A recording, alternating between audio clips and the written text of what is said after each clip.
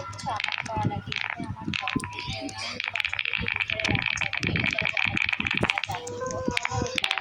আমি একটা কথা বলবো, যারা জাপানে থাকে,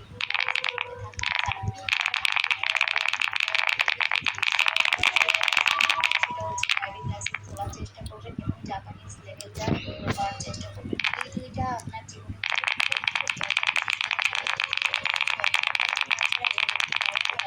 আমার সাথীকে কথা আর কি বলি, আমার সাথীকে এখন একটা দিন থাকে সুইমিং, তারপর 2টা দিন থাকে কোচ, তারপর যখন আবার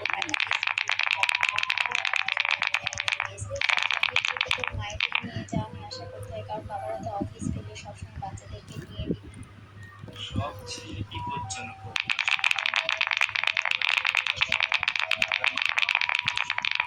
কথাটা সবচেয়ে বিপজ্জনক।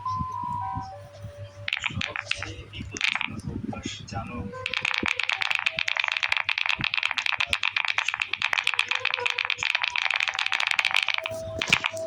সবচেয়ে বিপজ্জনক অভ্যাস